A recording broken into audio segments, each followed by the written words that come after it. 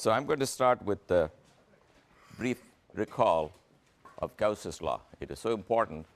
I wanted to make sure you guys understand not only how it is used, but how it's derived. I derived it for you last time, but I thought it could be, presentation could be improved a little bit. So I'm going to do it one more time. Just this time only hitting the highlights. The content of Gauss's law is very easy to visualize. So I'm going to draw you a picture that will tell you the whole story. Then there are all the equations. Picture is the following. You take one charge, Q, and you draw the lines of force coming from the one charge. It's a point charge. Therefore, you have no freedom but to draw lines that look like this.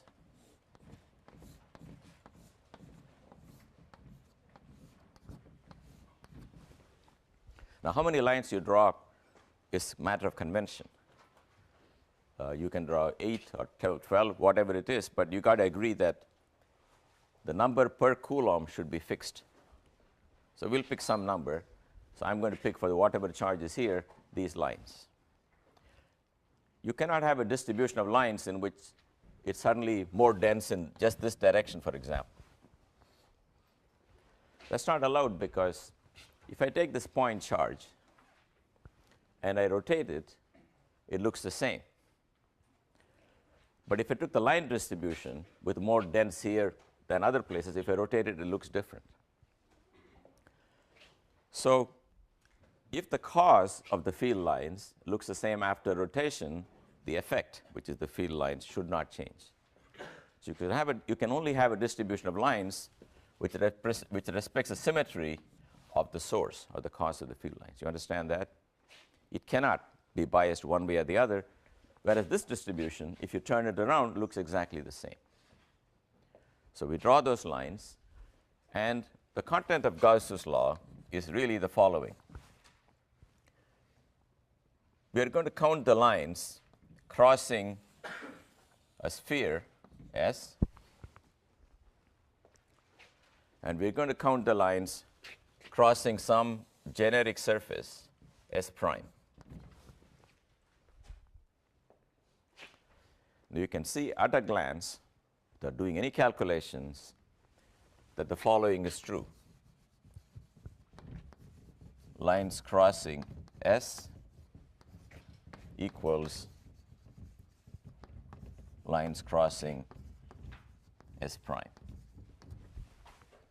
Right? That's clear to everybody. You don't need to do any equation for that. That's because the lines have nowhere to go but out, and you can count them on this circle, that circle, as long as you enclose the whole thing, the solid surface enclosing this charge, you're going to get the same lines. That's the heart of Gauss's law. But that's not the final form, but that's the part that starts everything.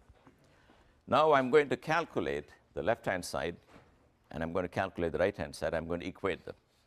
And from that, I will get almost everything I want. Now, how many lines are coming out of S? We know, first, the notion of line density. I got to remind you what a line density is. Line density is the lines per area, but it's not enough to say area. I'm going to put a perpendicular symbol there. That means if the lines are going, say, from left to right, like this, you want to put an area that intercepts it perpendicularly. Or if you like, the area vector, which is always normal to the area, should be parallel to the lines. So it's the number of lines crossing unit area perpendicular to the lines. That's called the line density. If you tilted this area, the same area but at a bad angle, it will intersect fewer lines. That you know. Okay, so this is the meaning of line density. What's the line density going to look like in this problem? Line density is going to be proportional to the charge you have, because we agreed we will put some number of lines per coulomb, and it's inversely proportional to the radius, because the area of a sphere of radius r is 4 pi r squared. So if you cut it with a bigger sphere of bigger radius, the density, lines per area, will go like 1 over r squared. So it's proportional to q. It's proportional to 1 over r squared. Okay? So let me write it not equal to, but proportional to. You have to stop me if you don't follow anything I'm saying. There's no reason why you shouldn't follow this argument. Then I say, how about the electric field?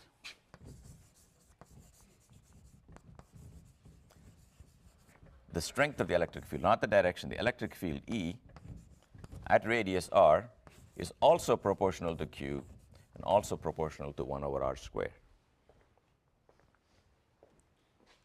Because from Coulomb's law, the field is the force on a unit test charge.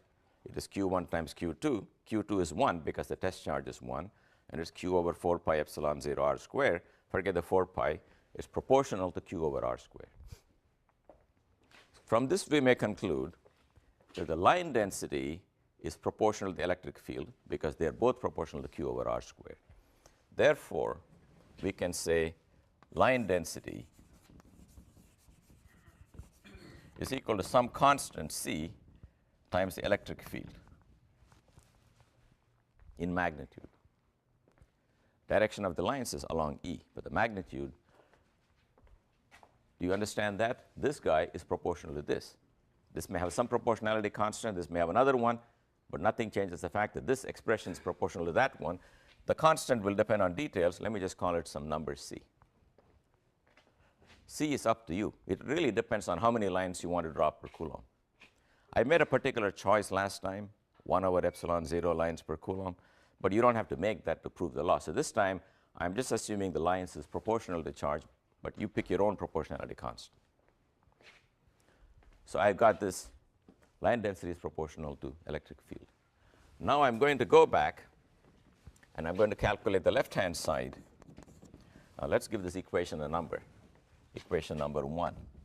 I'm going to calculate the left-hand side of 1.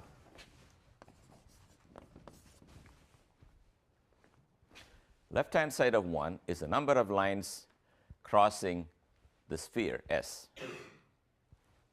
So that's going to be equal to, let me call it phi sub S is equal to number crossing S, crossing the sphere S. Phi is a standard symbol for flux. So what is it? Well, phi sub S equals line density times area of sphere.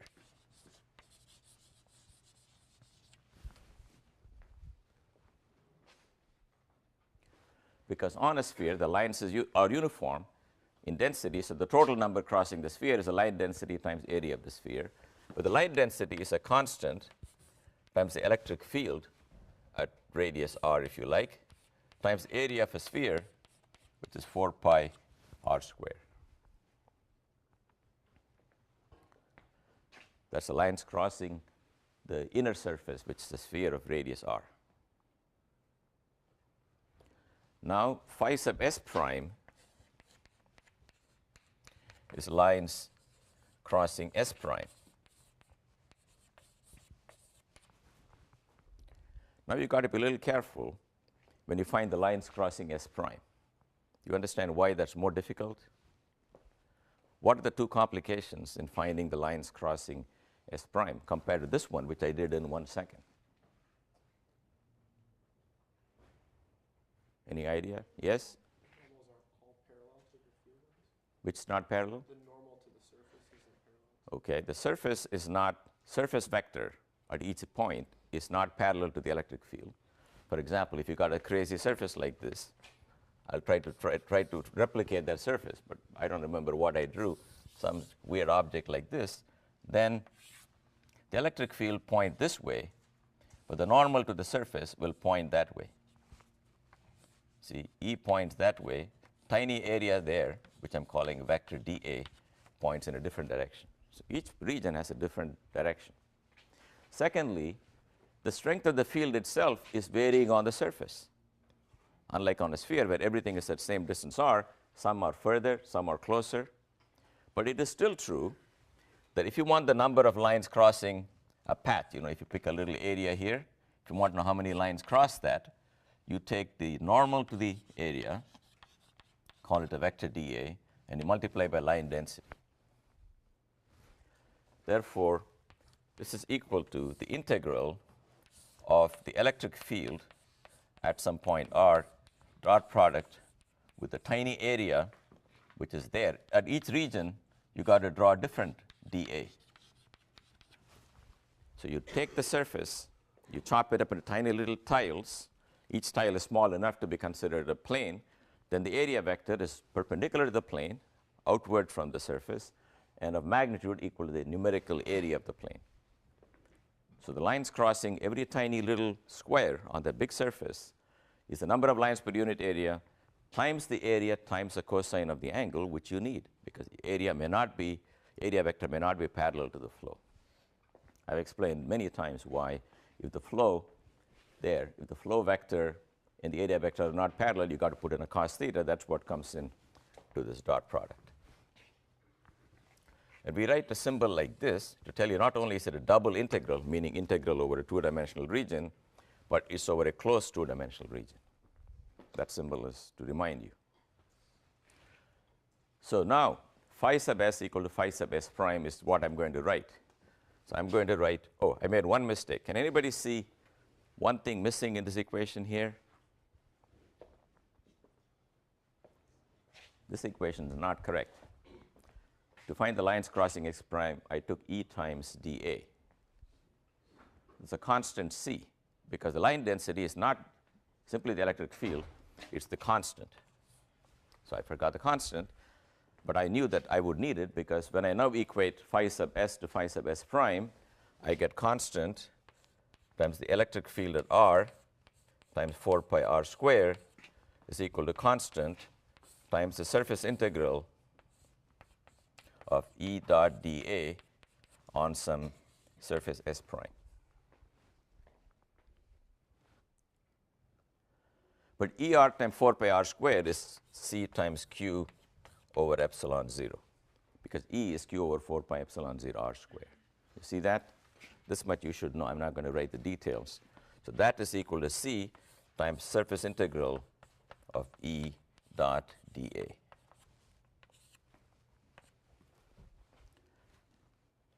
Now you see the constant does not matter. So whatever the constant is, I can make the following statement, and that's going to be the beginning of Gauss's law. So Gauss's law tells me that if you took a charge and you surrounded it with any surface whatsoever, I'm not going to put a prime on this anymore. S is going to be the surface.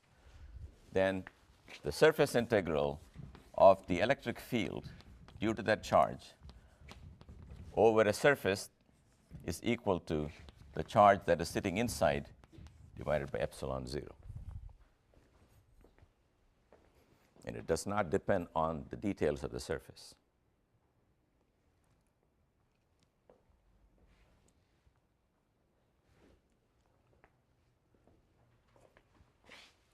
Okay, everybody should know in principle how to do the surface integral. If I give you a surface, and at the surface at every point I give you a vector E, which is the electric field, you should know how to numerically calculate it. You may not know how to do the integral analytically, but operationally, you should know the meaning of this, okay? If E were actually the velocity of some stuff running out of the volume, you're counting in each region how many guys are escaping per second, and you're adding it all up. And to find how many guys are leaving a tiny area, you multiply the area by the velocity of flow times the cosine of the angle between the velocity in the area. That's it. Okay, now we do the next thing. Let's call this charge Q1, because I'm now going to put a second guy, Q2, here.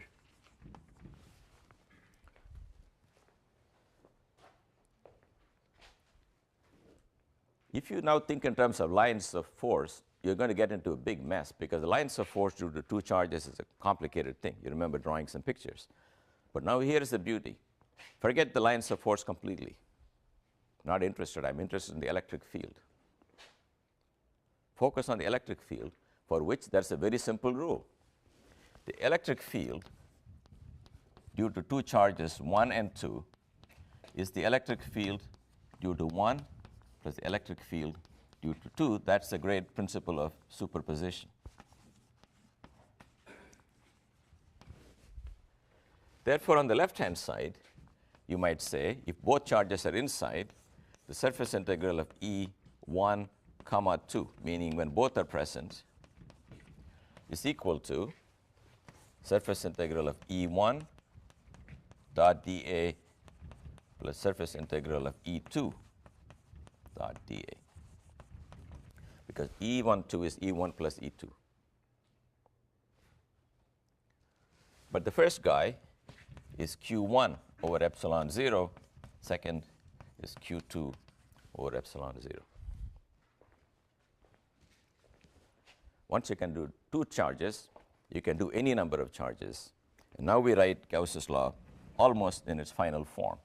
The final form is that if you took the total electric field, I'm not going to put total, E will stand for the total, on a surface S, that is equal to the sum of all the charges, I from 1 to whatever many charges you have, divided by epsilon 0. The condition is these are charges inside the volume bounded by the surface. You do not count a charge here. You only count charges which are inside, not charges which are outside. So let's make a notation that tells you that I is inside the volume V. And this surface is the boundary of the volume V. This partial derivative symbol is the universal convention for the boundary of any region. Okay, if you draw a real circle, this is the circle. The boundary of the circle is this. If you have a cube, or if you have an orange, the boundary of the volume orange is the skin of the orange. That's the definition of boundary. You can see this is like the skin of the solid region, and the surface integral on the skin of the electric field is a charge inside the volume, whatever be the shape of the volume. And it works for all kinds of surfaces. I mean, here's one example. Suppose you have a charge here. You take a surface that kind of intersects itself and so on. Then what can happen is, if I put a charge here, the lines may go like this.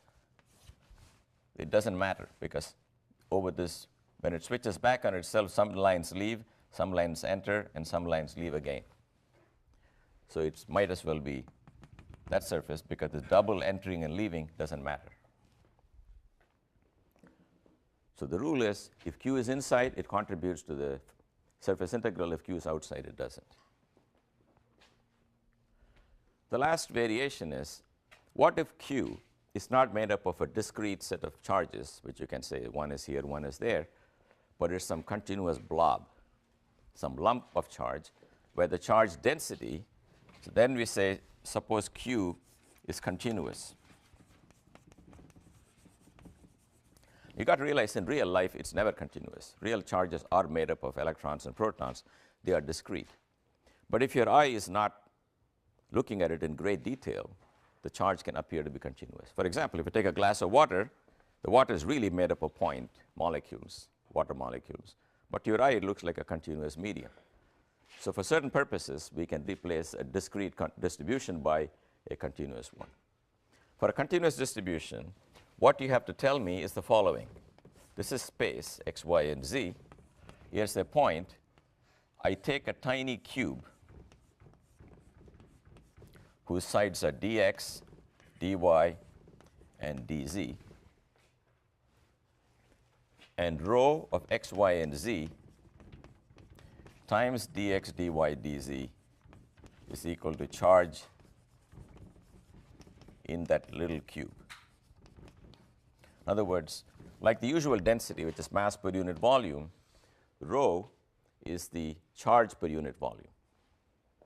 So you multiply by volume, you get the charge, but it need not be uniform. So if you have a solid region, then the charge density could be varying from point to point. So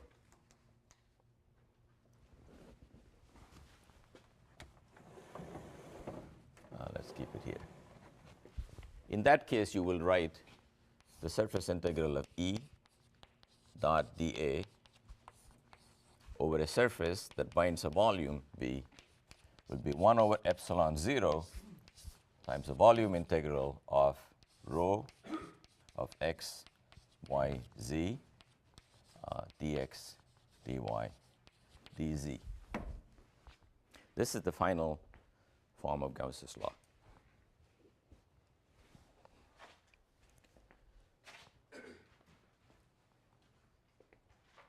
Now, how many people have ever done integrals in more than one dimension? Great. Very good. Made my day because I didn't have plan B. But I did actually had a plan tiny b, which is to give you a quick refresher. If there is time at the end of the class, I will remind you of how the multiple integrals are done.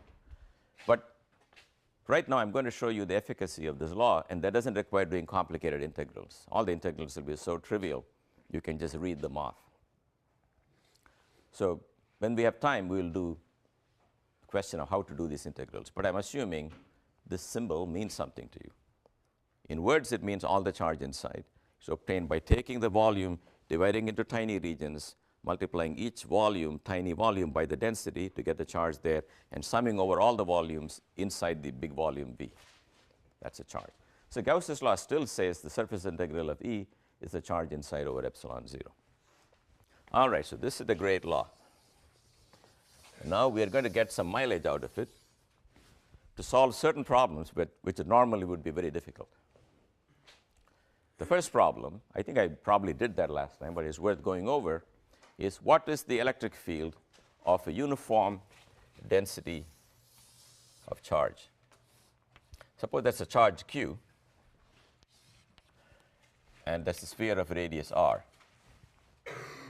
and it is a ball of radius r.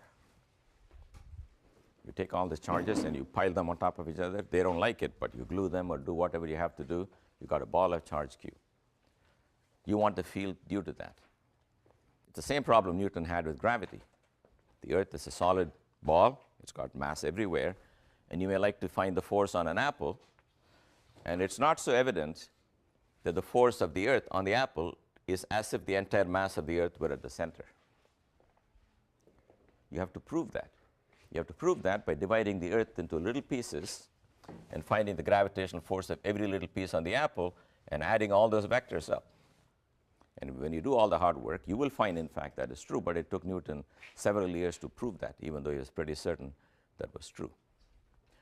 That's very important, because when you do the force law for apple versus the Earth, the distance you use for m1, m2 over r squared is the center-to-center distance, as if the entire Earth were at the center. A similar law is true for electric forces. In other words, if you've got a spherical distribution of charge, the field due to that outside that ball is as if all the charge were at the center. That's what we want to prove. But we want to prove that without doing any difficult integrals. And the trick is the following. You are going to use Gauss's law, and you can use Gauss's law on any surface you like. For example, you can take that surface, and you can say surface integral of E on the surface is Q over epsilon 0. But that's not very helpful, because what you're trying to find out is not the electric field integrated over a whole region, but the electric field at each point. You want to know what's going on right there. So even though it's a true statement that whatever E is doing is integral on any surface is Q over epsilon 0, that doesn't tell you what is E at every point. And we're going to find that by the following trick.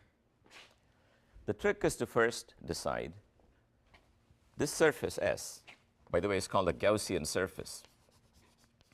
It's not a real surface. In real life, there are no Gaussian surfaces. You draw them for a calculation, and you can move it around in your mind any way you like. For each surface, you'll get a different answer.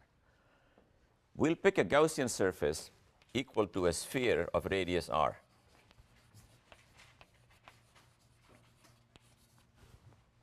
So I'm going to pick a Gaussian surface of radius r.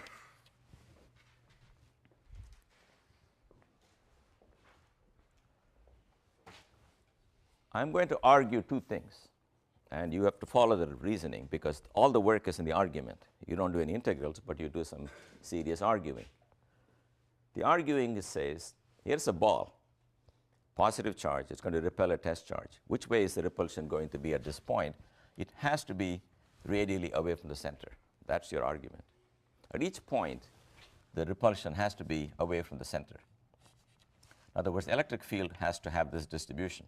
We're not saying how it varies with distance, but it has to be radial. Again, the argument is the radially outgoing thing, like a hedgehog. It's the only distribution of lines which will look the same if you rotate them. Because then one line will go into another line. The hedgehog will look exactly the same. And that is a necessary requirement, because if you took this ball of charge, you all understand that if you rotate the ball, the field lines have to rotate due to any calculation you did. But if you rotate the ball, it looks the same. So the field lines have to look the same. So the distribution you draw must be invariant under that rotation. This is a very powerful principle of symmetry and invariance. The principle says if something is the cause of something, and if I do something to the cause that leaves it alone, namely it looks the same, the effect has to look the same. It's a very reasonable argument. And the cause here is a ball of charge which is completely isotropic and spherical. You turn it, it looks the same, so the field distribution looks the same. That's all you need to proceed. Because that distribution then is going to have radial lines of unknown strength, but the strength can vary only with r, but not at a given r. At a given r, the direction varies, but the strength is some E of r. We're asking what is E of r. So we know that E looks like r hat, which is the vector of length in the radial direction times E of r. Sometimes I also write this as E sub r times E of r. We just want to know what is E as a function of r. But now we can use Gauss's law. So the left-hand side is the surface integral of this radial E on a sphere of radius r. That's going to be E times 4 pi r squared. Because E is a constant on the surface, the integral of a constant on the surface is the constant times the area of the surface. It's like saying if you want to integrate a function which is constant from here to here, it's the constant height multiplied by the interval over which you're integrating. There's no integral to do. It's very trivial. It's a rectangle. Similarly, a constant function integrated on a sphere is the area times this, but E is a function of course, r. That's going to be charge enclosed. The charge enclosed is Q, and you've got to put the epsilon 0, and then you find E of r is Q over 4 pi epsilon 0 r squared. And if you want to put all the vectors back, you can write here times E sub r. So by this trick, one can show that the field of a sphere is as if the charges were at the center, provided you are talking about a point outside the sphere. As long as this sphere is outside the real ball, no matter what its radius is, the charge enclosed is always Q. The right-hand side doesn't vary with Q. Left-hand side looks like r squared times the electric field, so E goes like 1 over r squared. But now I'm going to do some variations on this. First variation is, what if I want the electric field some point here, in here? You're allowed to ask that. You can take an instrument and put it there and ask what field you have. You have to calculate that too. So let's calculate it. For a sphere, the formula is the same. Same formula. Everything is the same, but Q is now the charge enclosed. So I'm going to write again 4 pi epsilon 0,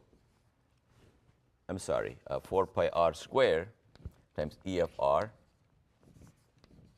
is the charge enclosed over epsilon 0. What is the charge enclosed in this sphere now, which is the mathematical sphere whose radius is little r, but it's smaller than big R?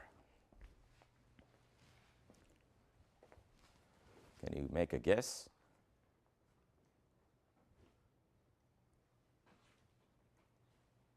How much charge do you think there is in a smaller sphere? Yeah? The charge density times volume. Right. So he said it's a charge density times the volume. I'm going to write down the answer without going to the intermediate step, but it'll coincide with what he said. The answer I'm going to write down is, if the total charge is Q on the whole ball, the charge is proportional to the volume, then the volume of this little guy is R cubed, the volume of the big guy is big R cubed. That's how much charge will be enclosed. Can you see that? If you take a square, and you take a part of the square that's inside, that's half as big, the area of it will be 1/4, because areas go like 1 over the distance square, volumes go like 1 over cubed. But we can also do what he just said. You can take the Q divided by the volume, 4/3 pi R cubed. That's the density. Then you can multiply the density by the volume of the little sphere, 4/3 pi little r cubed. And all I'm saying is, forget these 4/3 pi's, it's just little r cubed over big R cubed. Therefore, the electric field now, E of R, looks like Q over 4 pi epsilon 0 R divided by R cubed.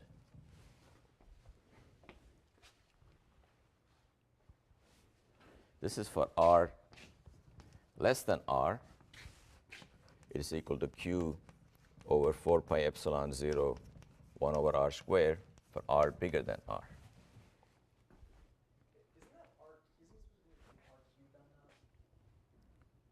Sorry, here? Yeah, like on the second one. Here, you mean this line? No, I mean like on the line above. Like you have like R over R cubed. I have little r cubed over big R cubed. Right, no, but I mean the next line. Here? Yeah. This is R less than R, R bigger than R. So, oh, you mean this 4 pi R square came downstairs? Yeah, that's right. Okay. Eternally vigilant. That's good. Yes? What if little r equals big R? Let's ask. What if little r grows up and becomes big R, right? We'll find out. What do you expect? You got to get the same answer to the field at a certain point, no matter how you approached it, right? You will find that's true in this formula, because if you put little r equals big R, the big R over big R cubed, you'll get 1 over big R square, and this will also give you 1 over big R square. These formulas will match on the surface of the sphere. Yes? I'm sorry, can you say again why we can assume that we don't have to do the E dot dA integral, why we can just say it's area times it? Why did I not do the integral? Why we can say just 4 pi r squared times E of R? Why do I do that, you mean? Yeah. Right. So the correct way to do it is to really do E dot dA, right? If I did that, it'll be fine with you, correct? This is what you're saying I should do, right? You asked me why I didn't do this integral, why I just wrote 4 pi r squared. Is that a question? Right. The assumed form for E is a function that depends on R times unit vector, the radial direction.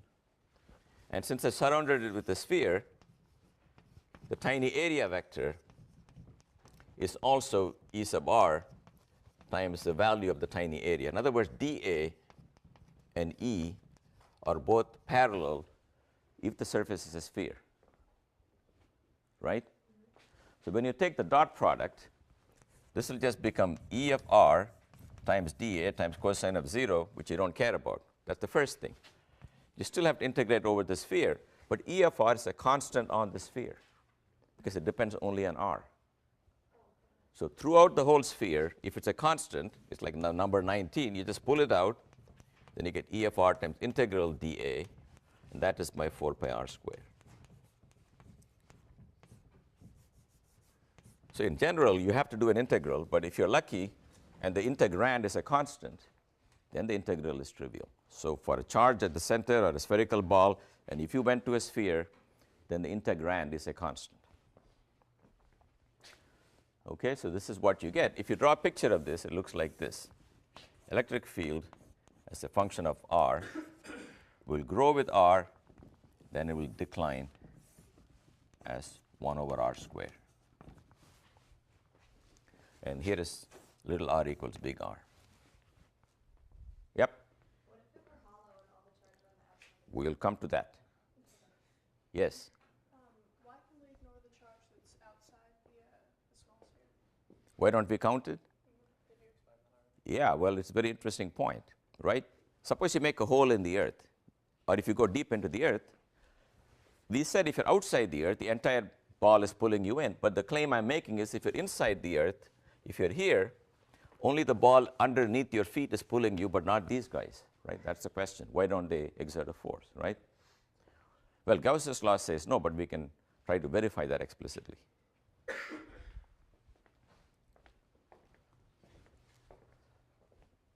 So we are going to do the hollow sphere, but you followed the solid sphere now. So why is the field getting stronger as you leave the center? But why is it falling like a 1 over r squared once you leave the sphere? You got to think about that. Why is it growing when you leave the origin? Yep. Right. The charge you are enclosing grows like r cubed. And the distance from the center of that charge is r squared, which comes downstairs. So as you go further out inside the ball, you're gaining. But once you reach the surface of the ball and you go further out, you're getting more area for Gauss's law, but not more charge, which is stuck at capital Q. That's why once you leave the sphere, it starts declining. But if you're inside the sphere, it increases. It's also true for the gravitational force. The gravitational force, if you go to the center of the earth and you move away by 1 inch, you'll be pulled back with an extremely weak force that's proportional to the distance from the center of the earth. Okay, then we come to another question which came up, which is, let's take a hollow sphere. I take a sphere and I scoop a hole in it, and I want the field here.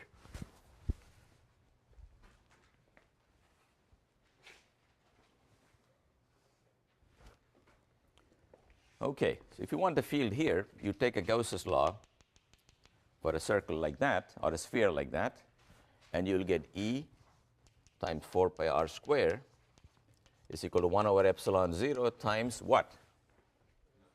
Nothing. So the electric field inside a hollow sphere is 0. In other words, if you took the earth and you scooped a big hole in the middle, you can float. It won't pull you at all.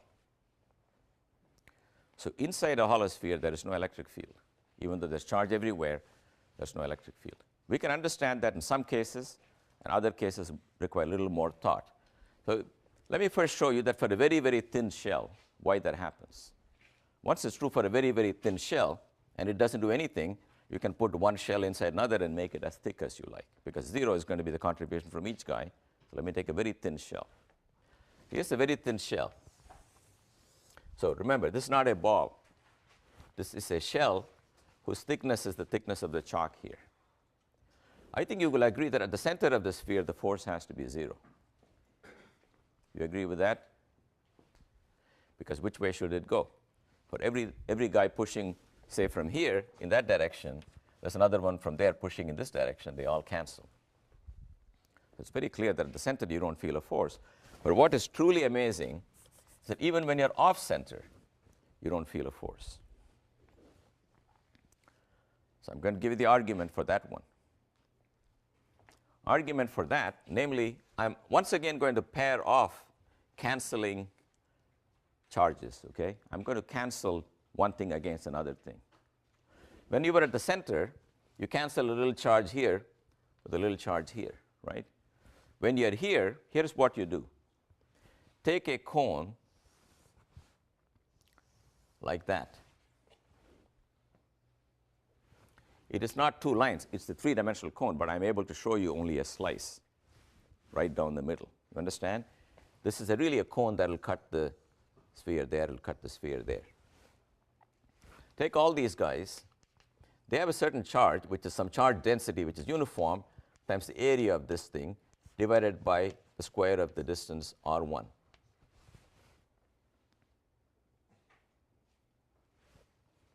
Here, these charges here will push you to the right with a force, which is the area density, I mean charge density per unit area, times area of the smaller circle divided by r2 square. But now I claim that I can equate these two.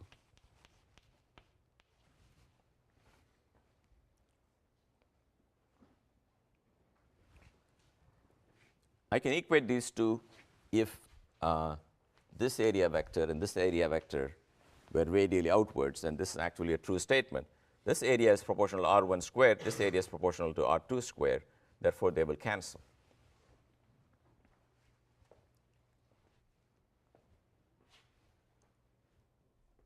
But you should be a little, this is a very subtle argument, sometimes even textbooks get it wrong. In general, if you take two cones like this, you can see that the area vector points that way, but the electric field vector points this way. They are not the same. The area vector, area on a sphere, right, will point in one direction, but the r vector is different. So you have to take the cosine theta on both sides, but it turns out cosine theta is also the same, because if you took a line and you cut it this way, that angle will equal that angle. So that's a subtlety we don't need, but that's how you really prove for every shell there's a cancellation. If you know what a solid angle is, it's very easy to say. This is called, with the cosine thetas in it, it's called a solid angle enclosed by this point. And the two things have the same solid angle, and they cancel. But if you don't want the most complicated proof, you can take points like this, where it's clear that this area vector and this area vector are both perpendicular and to the radial direction, and therefore the electric field and this vector are parallel. Then you don't need the cosine thetas. They are clearly equal, or possibly even 1.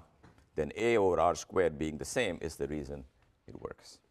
In other words, if the force of gravity or the electric force did not fall exactly like 1 over r squared, the field inside a hollow sphere will not be 0.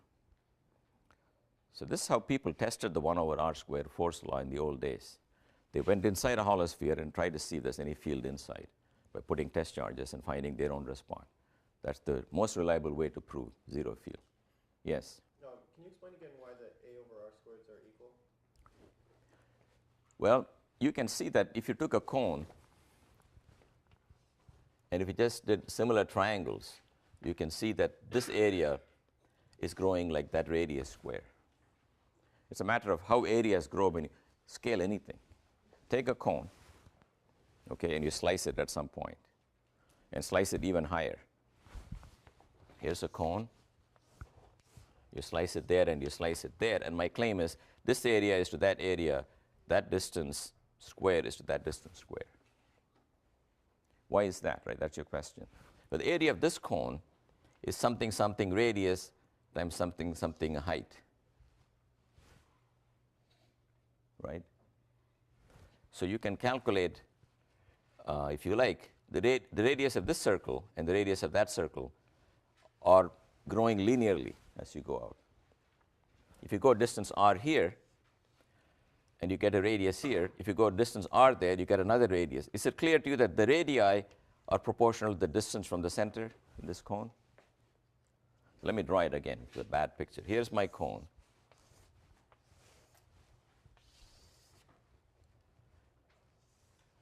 Take two circles. Well, again, I screwed up. These are supposed to be circles with this at the center. That radius is to that height what this radius is to this height. That's just similar triangles. Therefore, this height is what I'm calling r1. This height is what I'm calling r2. Therefore, if this radius is proportional to r2, the area of that circle is pi r2 squared. This is pi r1 squared. So that will go like that distance squared is to that distance squared. Okay, whenever you scale things for an area by a factor of 2, it will go like the square of that factor. You can already see that if you draw these cones, this will intersect the circle, the sphere on a small circle. This will intercept it on a bigger circle. That much is clear. But the extra is not linearly proportional to the distance, but quadratic, because the circle has 2 dimensions, both of which are growing linearly with the distance from the apex of the cone. That's why it's r squared.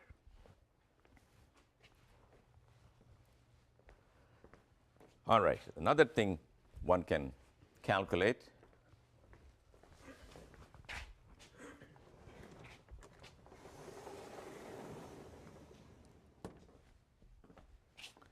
is electric field due to an infinitely long wire.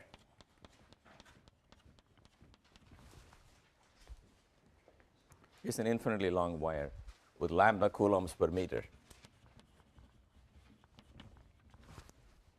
So you want to find the electric field. By the way, I should tell you that Gauss's law, let me do this one example. I'll tell you what the restriction of Gauss's law is. So we come to this problem, and we can again argue by symmetry the field lines have to be radially away from the axis of that line. And if you look at it from the edge, from one edge, it will look like this. If you look at the wire from the edge, the line should be going out like that. It's like a hedgehog, but it's cylindrical. It's not in all three dimensions. It's radial in this direction. And the question is, and the field has to be constant along the length of the infinite wire at each point at the same distance, because if you move the wire horizontally, it looks the same. So the field distribution cannot vary. If it is a finite wire, you cannot make the argument. In a finite wire, as you come near the edges, lines will start tilting. But a finite wire doesn't look the same when you move it. Infinite wire does. Therefore, for an infinite wire, if you don't stop here, the lines will always look the same, so that if you shift them over, they should look the same. So the only unknown question is, I know the field is in this direction, radially away from the wire in all directions, whose magnitude is fixed at a distance r. But I want to know what the magnitude is. Again, I'm going to take Gauss's law, and I'm going to apply it to the following surface. Surface is a cylinder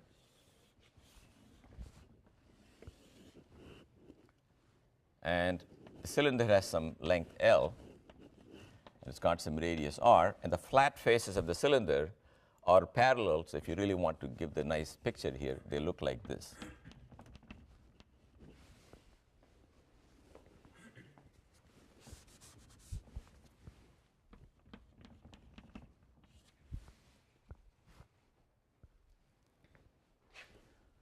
So Gauss's law can be applied only to a closed surface. You understand that?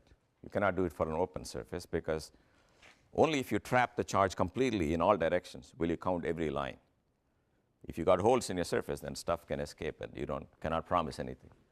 So I need a closed surface, and my closed surface is the cylinder. So I'm going to write once again the surface integral of the electric field on that cylinder is a charge enclosed. Now, charge enclosed is the easiest part. I'm going to give you 10 seconds to think in your head. What is the charge enclosed by the cylinder? Okay? It's charge per unit length times the length of wire trapped inside the cylinder. Then, of course, I have this 1 over epsilon 0. It still is a statement about the integral of E on the surface, and it could be any surface. But the beauty of this surface is the following. There are contributions to E dot dA from the curvy side of the cylinder and from the flat side. In the flat side, the surface vector, area vector, dA, for any small portion, or in fact for the entire face, is like that. The electric field runs along that face. So the dot product is 0. So I got 0 from the left side, 0 from the right side. Then I got non-zero from the curvy cylinder. On the curved cylinder, you can, I hope, see that every area vector is actually parallel to the field lines. So just like on a sphere, this integral will be E of r times the surface of the curvy part of the cylinder, which is 2 pi r times L. That's the area of the curved part of the cylinder. So you see L cancels out, and it better cancel out because L is an artificial construction. We made up L. The answer shall not depend on the Gaussian surface you picked. I told you it's a figment of our imagination, so it doesn't depend on it. And we find E of r equal to lambda over 2 pi epsilon 0 r, which is a result we got earlier on by doing all the brute force integration. Remember, we took a point here, we took some segment, we drew the arrows, did an integral, sine thetas and whatnot, but you can get that in one shot. So it looks like Gauss's law is the easy way to do stuff, and you may wonder why we bother to do any difficult integrals. The reason is that if I change the symmetry of the problem in the slightest way, I cannot calculate the field. For example, if on the spherical charge distribution, if instead of a sphere I made a little blip here, maybe did a little surgery and put that guy here, we're dead. I mean, there's a formula for the field, but no one can calculate it in any simple way. You can again take a Gaussian surface, and it will still be true that the integral of the electric field on that surface will be the same q over epsilon 0, but the problem is the E on the surface is no longer constant. You understand? Not every point is symmetric anymore. E may be stronger where there's a bulge, E may be weaker where there's a hole, so, and it's also direction is changing in a crazy way. So you can make one true statement about the integral of that crazy function over the whole region that cannot be used to deduce the value of E at every point. So you still need that integral. You may have to do the integral maybe on a computer, but that's the answer to all problems. But for simple problems with a great deal of symmetry, we can use Gauss's law to get these things very easily. Okay? That's the Gauss. Now I'm going to introduce you to a second notion which is pretty important to study electricity. And that's the notion of conductors. So we're going to divide the world into two things, conductors and insulators. As you know, matter is made up of positive and negative charges, and the negative charges circle the positive charges, and they pretty much stay near the parent atoms, near the parent nuclei. And you cannot separate them. But in a metal, at least some of the electrons from each atom become communal. In other words, they can run around the whole solid. They don't belong to any one nucleus. So that's a conductor. In a conductor, the negative charges, if you like, are free to move. So here's the first result.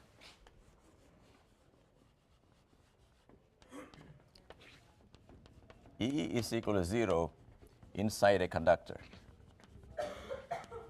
That really follows from the meaning of the word conductor. If you took a chunk of perfect conductor, maybe copper is good enough, there'll be no electric field inside copper. Why? Because if this is the chunk of material, there's an electric field, then the charges that I said are free to move will respond to the electric field, and they'll be moving. So I should say E equal to 0 inside a conductor in a static situation. In other words, once the charges have stopped moving, electric field will be 0 in a conductor. Let me explain to you a little more what's going on, so it's not a big mystery. Suppose there is a uniform electric field going from left to right. In that uniform field, I take a chunk of copper, like a nice rectangular chunk, and I stick it in there. What will happen? In the beginning, the electric field will penetrate the copper, and the field lines say to the positive charges, you go to the right, and to the negative charges, you go to the left. Negative charges will race to the left till they cannot go anymore without leaving the solid, and that they are not allowed to do, leaving behind some deficit on the other side. But look what's happening now. These guys produce their own electric field, which goes from here to here. Therefore, inside the conductor, the electric field, by superposition principle, is the field due to whatever outside agency produced this field, plus the field due to these guys. And they will not stop till the field they produce exactly cancels the external field. Then the migration will stop. So how do they know when to stop? They're not that smart, right? But the point is, once they produce a potential, once they produce a field that cancels the external field, there'll be no field inside the bulk to encourage charges to move anymore, and that's when they stop moving. Okay, so a conductor, at least in this case, Not so hard to understand what they have to do. Negative charges go to one side, positive go to the other side, till the field they produce is an arrow going to the left of the same magnitude as this one, then E is 0 inside. But what's amazing about these metals is that if you take a potato-shaped metal, it's not so easy to see what charge arrangement will exactly neutralize the field everywhere inside. Here it's easy to see. I want a right moving one, cancel with a left moving one. I drew a line, a plane of charges here and here, and you can see they will cancel. But even this oddball object, I claim, will eventually acquire some density of charges, may not be uniform or anything, in some complicated fashion until the field inside the solid becomes 0. So these particles will always figure out a way to make the field 0 inside. Because it's a definition. If it's not 0, they got more work to do, and the charges have to separate even more until there is no hunger for the separation, because they managed to produce a field inside that is 0. Then nobody else will join this flow and it will stop. So that's a very short period, 10 to the minus something, when charges rearrange. When you put a conductor in a field, then quickly it will stop. If you put an alternating field going back and forth, then of course it depends on how rapidly it's oscillating, and charges may not be able to keep up with that. That's called the plasma frequency, and beyond that, a field will start penetrating because charges cannot keep in step. For a DC field, where you got all the time in the world to settle down, they will very quickly come to this arrangement, they will stop. So remember, field in a conductor is 0 by definition. Okay, now the next thing I will show you is that charge inside a conductor equal to 0.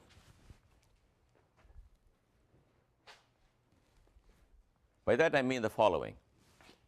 If you took a conductor and you threw some charge on it, where will it go? Okay, here's a chunk of copper, throw 10 million electrons. Well, the 10 million electrons don't like each other. They will try to run away from each other. In the end, they will all sit somewhere here. But they will sit in such a way that the field inside is 0, because you cannot have an electric field. If the electric field is 0 everywhere, then the charge is also 0 everywhere, because you can take any surface, any volume you like, to the integral of E dot dA, you're going to get 0. If you can get E dot dA 0 for every possible surface, then the charge enclosed by every possible surface is 0. Therefore, there is no charge inside. So where does the charge go? It goes to the boundary of the metal. Once you're at the boundary of the metal starts calling you back, because there is something called the work function. It's like all the electrons are in a swimming pool. If they don't like each other, they can go to the edge of the pool, but to leave the pool, they got to climb out over the vertical walls, and they cannot scale the walls. If you rip them hard enough, they will. If you put enough charges, charges will start flying from here and maybe land there. That would be called lightning. For that, they'll have to break the air and produce a conducting path. But if you don't put such strong fields, the charges will remain on the surface. Now, it turns out we can actually relate the electric field at the surface to the charge density of the surface by a following trick. Let's go to the surface here and ask, what's the electric field? Which way can it point? I claim the electric field can only point perpendicular to the surface. Because if you had a parallel component, then the charges can move along the surface. No one says you cannot run around the edge of the swimming pool. You just cannot leave it. So the electric field lines must point normal to the surface. And I claim that we can actually calculate the electric field here if you knew the charge density here. So let's do that. So here is some surface, and I take a tiny region here, and I'm going to take a Gaussian surface that looks like this. It's a cylinder, very tiny cylinder, and the field lines are like that there. There is no field lines here because there's no field inside. And the field here, all of these things are 0, And field here is parallel to the cylinder, so it doesn't contribute. You see that? I got a cylinder, I rammed it into the solid. It's a mathematical Gaussian surface. It's got following faces. Flat face, no E, because there's nothing inside the metal. This part of the curvy face, no E, nothing inside the metal. Here E is parallel to the sides of the cylinder, so there's no flux. The top end, if the area is A or dA, the top end will have a flux, which will be the E that I'm trying to calculate times dA. And that's going to be equal to the charge enclosed. The charge enclosed is sigma dA over epsilon 0, because sigma is the charge density, which I assume I'm given. Then you can see that dA cancels. The electric field is sigma over epsilon 0.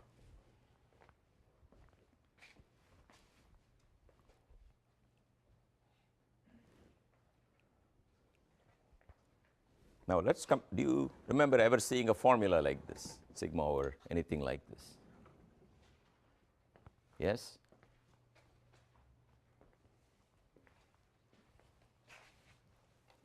Okay, let me remind you where you saw it.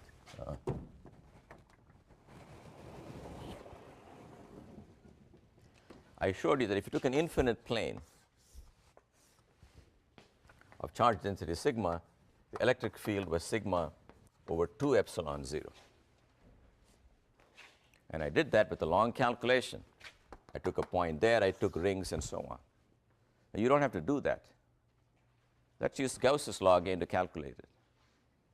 Once again, you argue that if you're in front of an infinite plane, the only distribution of field lines that makes sense is if the field lines are always perpendicular to the surface.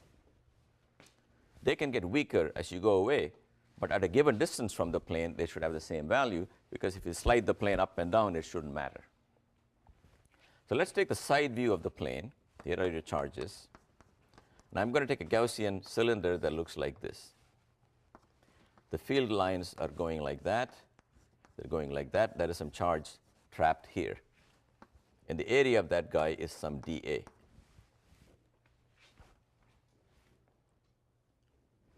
So again, apply Gauss's law here. Off the cylinder, I got the curvy sides with no contribution, because the field is parallel to the curvy side. I got the flat faces, so I get E times dA for one of them, and E times dA for the other one, because both are outgoing. That's equal to charge enclosed, which is sigma times dA divided by epsilon 0. If you cancel the dA, you find E is sigma over 2 epsilon 0. So the electric field on either side of the plane is sigma over 2 epsilon 0. You just get it from Gauss's law. Again, there's no reason to do the complicated integral. That's because we've reduced everything to one unknown, namely, what is the magnitude of the electric field at a certain distance from the plane? Direction is known to be perpendicular and to be constant on this line. Then the one number came out to be, in fact, independent of how far you are. But now go back to the conductor. If you go back to the conductor, you find the field at the surface of a conductor is sigma over epsilon 0, where sigma is the charge density there. Whereas for an infinite plane, it's sigma over 2 epsilon 0 on either side. And you can ask, what's going on? Why is it sigma over epsilon 0? Can anybody guess what may be happening? In other words, if you take a tiny area on a conductor and you go very, very, very close, it should be as if you are next to an infinite plane. Because if you're very, very close to the surface, you don't know if it's finite or infinite. So you should get the same answer as for the infinite plane. Therefore, if you took only the charge sitting there, it should give you sigma over 2 epsilon 0 going out and sigma over 2 epsilon 0 going in. In other words, let me draw a picture here. That's my tiny area. I expect the field, due to just the charge there, to be like this. Sigma over 2 epsilon 0 and sigma over 2 epsilon 0. But that is not the whole story, because I got the rest of the conductor. It's got its own charge. It is going to produce a field. That field will have some value, and I claim I know the value of that field. It will be precisely enough to cancel it on the inside. But if you cancel it on the inside, you will double it on the outside. Because it's got to be sigma over 2 epsilon 0 pointing outwards to cancel this guy, but then it will aid the one due to the little area by doubling it. That's why it's sigma over epsilon 0 outside and 0 inside. In other words, here is the full story. If you go to a conductor, if you pick a region here, the field at this point is due to what's here and what's everywhere else. What is here does that as if it was an infinite plane. The rest of the guys do that, and that cancels this here but adds there. So you get sigma over epsilon 0 outside.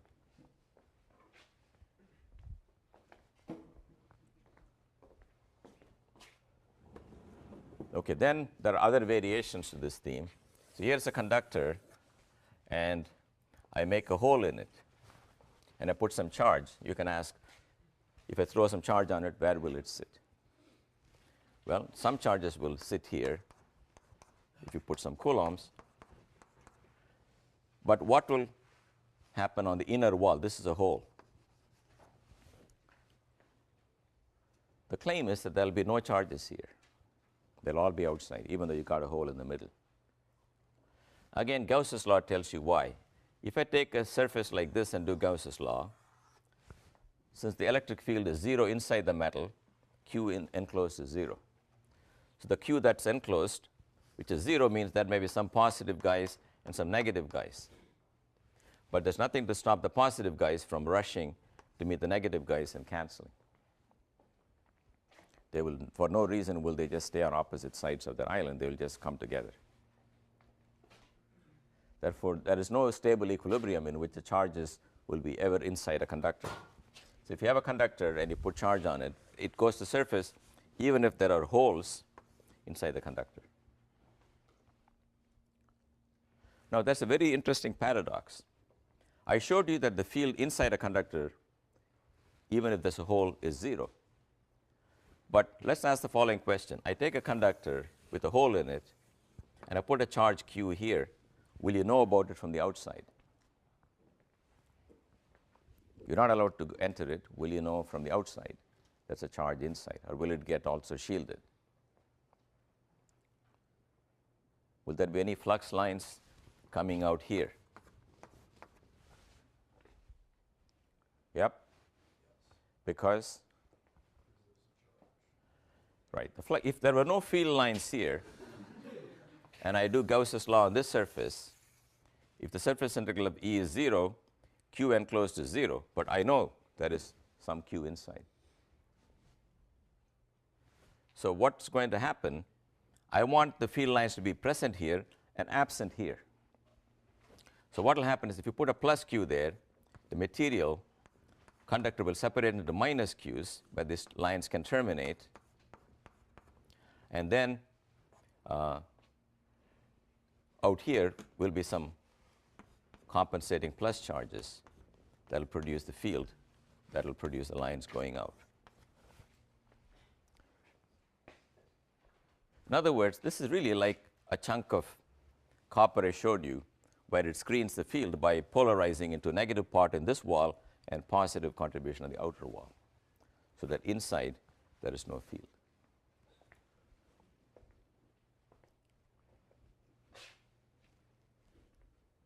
Okay, so these are different variations of this theme, and you should be able to do a whole bunch of problems connected with that. Okay, I've used up my board. So I think I'll give you guys a 5-minute tour on how to do these integrals in case it ever comes up. I'm just going to do 2 very trivial integrals and stop. And I'm going to do them in 2 dimensions, and you can worry about higher dimensions. It's just generalization. Suppose you're in the xy plane, and there's a function in the xy plane, f of xy, and someone says, find f of xy dx dy. What's the procedure and what are you supposed to do is the question. What you do in Cartesian coordinates is you take a line y equal to something plus delta y, x equal to something plus delta x, and that region by these contours of constant x at different values and constant y at different values as an area dx dy. You multiply that area by this function. This could be the number of people living per square mile, and this could be the number of square miles. And you add up all the little squares over the area that was given to you. So whoever tells you to do the integral better tell you over what range you're going to do that integral. Okay? So let's find now the area of a triangle by this process. Here's a triangle. Let's say it is 1 here and 1 here. 0, 1, 1, 0. This is y.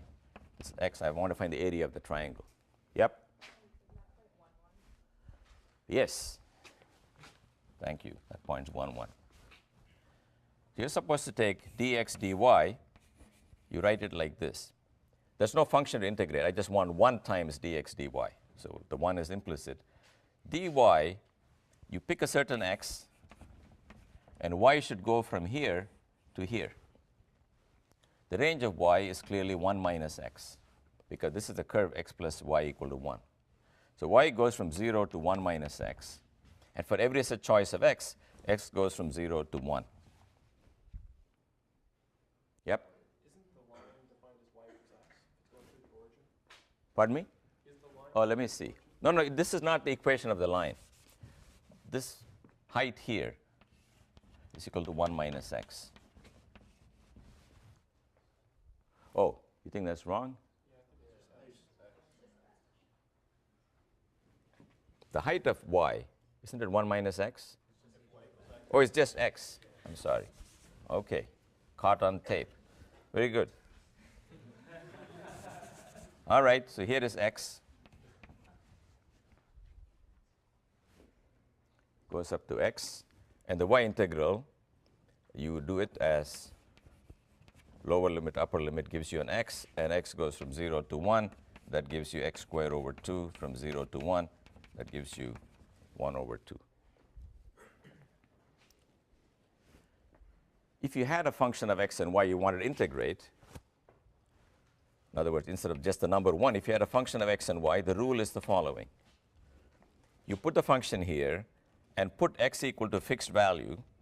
Don't take it as a variable, and treat y as a variable and do dy from this limit to this limit. When you're done, you'll get some mess that depends only on x. That you integrate from 0 to 1. But the final thing I'm going to do is to do the same integral in polar coordinates. Area of a triangle in polar coordinates looks like this.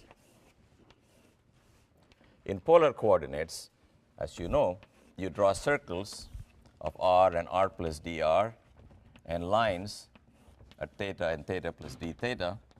And this shaded region here has got one side equal to r d theta and the other side equal to dr. So area integral will look like r dr d theta times some function of r and theta over the allowed region. But I want to do now a triangle of height 1 and base 1. Here's what I do. I'm going to pick theta first and hold it fixed. And theta will go from 0 to pi by 4. Can you see that? It's supposed to be a square. Theta goes from 0 to pi by 4. And I have r dr. What is the range of r? How far is this thing? You can see that if this angle is theta, then r cosine theta is 1. Therefore, r is 1 over cosine theta. So r dr is really d of r squared. D of r squared is equal to d of 1 over cosine square theta. Right? I mean, let me do it this way. D of r squared is r squared over 2 from 1 over cosine theta to 0. So that gives me 1 over 2 integral d theta 0 to pi over 4 of 1 over cosine squared theta. Well, you may not know this, but secant squared theta is the derivative of tan theta. So derivative of integral of tan theta will turn out to be simply tan theta calculated between pi over 4 and 0. That'll be just 1. So you're not supposed to follow at lightning speed this integral. Okay, either you've seen it before, or if you need some help, you can look at my math book I mentioned to you. All I'm trying to tell you here is when you have multiple integrals, you pick one coordinate and you freeze it, for example, x, then you integrate on the other coordinate over the allowed region that keeps you in the boundary, then you integrate over the second variable. You may need that, but for most of the problems I've given, you won't have to do that. They're pretty simple.